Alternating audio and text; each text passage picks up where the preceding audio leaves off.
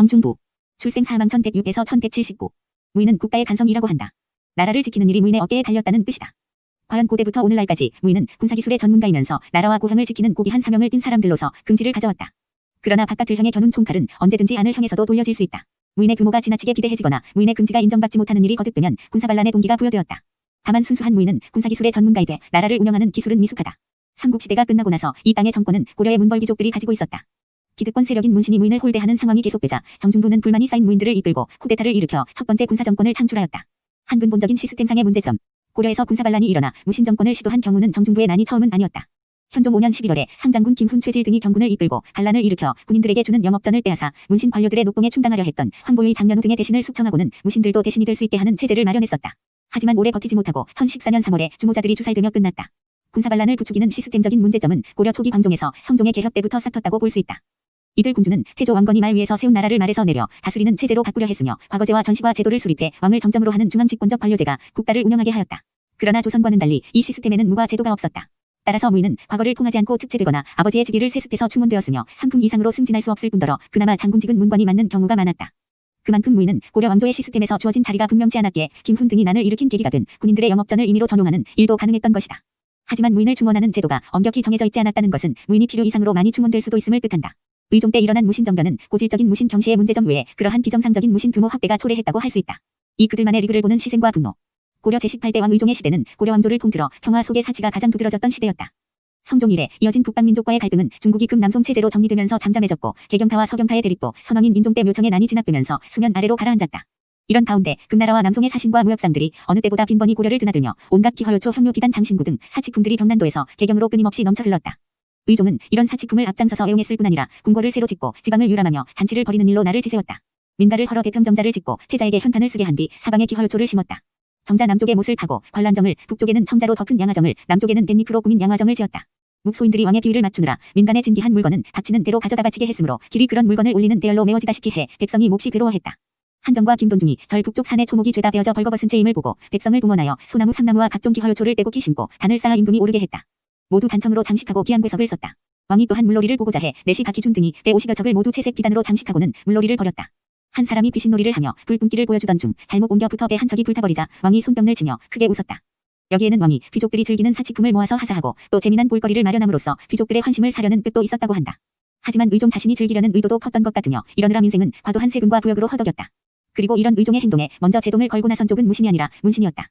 왕과 관료의 비리를 탄핵하는 임무를 맡은 대관들이 연일 궁궐 문 앞에 엎드려 사치를 자제하고 민생을 돌볼 것을 호소했고 일부 대신들도 왕의 행동이 지나치다며 간했지만 의종은 듣는 채 마는 채 했다. 그리고 이들 문신을 견제하기 위해 두 가지 친위 세력을 크게 늘렸다. 하나는 환관과 근시들이었고 다른 하나는 무신들이었다. 이들은 모두 정식 관료 조직과 동떨어져서 왕의 가까이에 머물며 시중과 호의를 맡는 집단이었다. 특히 의종은 호위대인 결용을 크게 늘리고 순건과 지휘 역시 확대했다. 정중부 이방 이의민 등도 이때 발탁되었다. 흔히 의종과 문신들이 무신들을 지나치게 천대해서 무신의 난이 벌어졌다고 하지만 원래는 도리어 왕권 강화를 위해 특별히 강화된 세력이 무신이었던 것이다. 의종은 제1년에 정중부가 궁궐문을 무단으로 출입한 일이 적발되어 처벌될 위기에 처했을 때도 이를 불문에 붙이게 했다. 운명의 날 보현원에서 오병수바퀴를 열었던 까닭도 본래 무신의 노고를 위로하려는 것이었다. 그러나 기본적으로 고위직에 오를 수 없는 무신의 처지가 불만인 데다가 힘은 한껏 커져 있으니 다른 생각이 드는 게 자연스러웠다. 당시의 정치에 대한 백성의 불만이 커질 대로 커져 있는 점도 유리하다 여겨졌다. 여기에 의종 21년에 일어난 화살 사건이 결정적이었다. 왕의 행차 도중 좌승선 김돈중의 말이 잘못 어느 무사의 말과 충돌했고 그 바람에 화살통에서 날아간 화살 한 대가 왕의 가마 옆에 떨어졌던 것이다. 왕은 이를 암살 미수 사건으로 알고 충격에 빠졌고 후환이 두려운 김돈중은 입을 닫아버렸다. 그래서 화살을 날린 자를 찾느라 한동안 벌집 수시득 했는데 성과가 없자 왕의 호의에 소홀했다라는 이유로 결용 순검 지우들 중 14명을 귀양 보내는 조치를 취했다. 이는 정중부 등에게 지금은 왕이 우리를 아낀다지만 언제 어떻게 될지 모른다라는 불안을 심어주었고 여기에 그칠 줄 모르는 왕의 나들이를 호위하는 병력이 늘게 되자 병사들이 먹을 밥이나 잘 숙소가 모자라는 경우가 많아지면서 불만이 치솟기 시작했다. 이제 쿠데타까지는 한 걸음이었다. 삼보현원의 깊은 밤 마침내 커져버린 무신의 불만. 이때 왕이 시도 때도 없이 나들이를 하면서 경치 좋은 곳에 이를 때마다 행차를 멈추고 가까이 총애하는 신하들과 술과 글에 취하여 떠날 줄을 모르니 호종하던 장군과 군사들의 피곤이 극에 달했다. 대장군 정중부가 소변을 보러 나가자 결용행수 이방일과 이고가 따라가 은밀히 정중부에게 말했다. 문신들은 득양양하게 취하고 배부르게 먹고 있는데 우리 무신들은 굶주리고 피곤하오. 이를 더는 어찌 참겠소? 정중부도 일찍이 김돈중에게 수염을 그슬린 유감이 있던 터라 마침내 흉계를 꾸몄다. 그해 8월 의종은 흥왕사로 행차했다. 정중부는 이일방과 이고에게 때가 왔다. 다만 흥왕사에서 환궁하면 다음 기회를 노리고 보현원으로 옮겨간다면 이를 버리자라고 말했다. 의종은 무신들을 위로한다며 오병수바퀴 즉 맨몸으로 벌이는 돈법 경기를 열게 했는데 대장군 이소은이 젊은 사람과 겨루어 패배했다. 그러자 왕의 총신 중 하나였던 할례가 형편없기는 내가 무슨 대장군이냐라며 이소은의 뺨을 때렸다. 왕과 주변의 신하들은 배꼽을 잡고 웃었다. 이때 정중부가 앞으로 나서며 이소음은 무신이나 벼슬이 상품인데 어찌 이리 심한 모욕을 주느냐라고 외쳤다. 분위기가 험악해지자 의종은 정중부를 가까이 오게 해서 손을 잡고 달랬다. 이때 이고는 팔을 떼고 당장 일을 벌이려 들었으나 정중부가 얼른 말렸다. 이로써 장군부터 병사까지 더는 못 참겠다라는 마음이 끌어넘치는 상황이 되자 그날 밤 마침내 무신정변은 시작되었다. 왕의 행차가 보현원에 가까이 갔을 때 이고와 이해관이 왕의 지시라고 속여 호위하는 순검들을 물러나게 하고는 직속 병력인 결용을 동원해 한뢰 임종식 이복기 이세동 등 왕을 수행하던 문신과 한관들을 사정없이 쳐 죽였다. 이때 오른쪽 어깨를 드러내고 머리에 쓴 복부를 벗는 것으로 같은 편임을 표시했기 때문에 그런 차림을 하지 않은 자까지 잘못 죽은 경우가 많았다. 김돈중은 재빨리 도망쳤는데 만약 개경으로 돌아가 태자를 내세우며 진압군을 동원한다면 쿠데타 세력에게는 치명타가 될 수 있었다. 그러나 그는 가막산으로 들어가 숨었고 정중부 등은 개경에 잠입하여 숙직하던 관료들을 모조리 죽이고 태자를 사로잡아 대세를 장악했다. 정중부 등은 얼마 뒤 의종은 거제도로 태자는 진도로 유배 보냈으며 태소는 살해했다. 그리고 의종의 동생인 이경공 왕후를 왕위에 앉히니 이가 명종이다. 이후 정중부 이해관이고 세 사람은 스스로 신하의 최대 명예인 벽상공신에 오르고 장군직과 문관 고위직을 겸하여 나라를 다스렸다. 무인천하가 열린 것이다. 사삼두 정치에서 정중부의 독재까지. 황해도 해주 출신이며 보통 병졸이었다가 군공으로 차차 승진해 대장군까지 되어있던 정중부는 이때 65세. 확실하지는 않지만 이해관 이고보다는 상당히 연장자였던 것 같으며 그래서 그런지 두 사람에 비해 신중하고 온건한 편이었다. 수박이 현장에서 곧바로 일을 벌이려던 이고를 말린 것도 문신이란 놈들은 하나도 남김없이 죽여버리자라는 주장을 억제한 것도 정중부였다. 그런데 보통 이 정변을 정중부의 난이라고 부르기는 하지만 실제로는 이해관과 이고가 주역이고 정중부는 따라가는 입장이었다는 분석도 있다. 구체적인 거사를 처음 제의한 사람이 그들이었고 쿠데타의 주력인 결용을 이끌던 사람은 이해관이었으며 정변 후 1년 뒤에는 이해관이 이고를 제거하고 사실상 1인자로 행세하기 때문이다.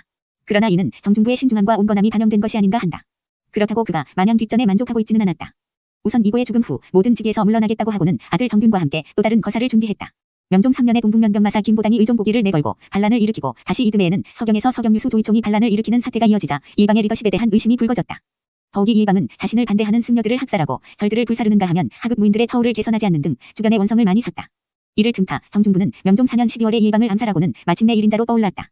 오무신 정권이 가진 한계가 드러나 정중부는 이해방을 죽인 직후 문화시중이 되어 종래 문관의 최고 지위를 차지했으나 나이가 이미 70에 이르러 있었기에 이듬해에 표면적으로 은퇴하고는 아들 정균과 사위 송유인을 내세워 마쿠에서 권력을 행사했다. 정중부 정균 송유인 등은 의종이 건설했던 궁궐들을 하나씩 차지하여 집으로 삼는 등 아나무인인 점도 있었으나 대체로 온건한 정치를 했으며 왕실 및 문신들과도 화해하려는 입장이었다. 그래서 명종에게 어느 정도의 권한을 보장해 주었고 정변 이래 유명무실해져 있던 과거를 제대로 시행하여 한때 무신 1세기던 조정에는 다시 문신들이 넘치게 되었다. 사실 정중부 시대에는 고위 무신들의 협의기구였던 중방이 사실상의 최고 권력 기관이 되기는 했으나 예전의 관제는 기본적으로 유지되었으며 이해관이나 정중부도 최고 무관으로서가 아니라 문관의 대표로서 권한을 행사했다.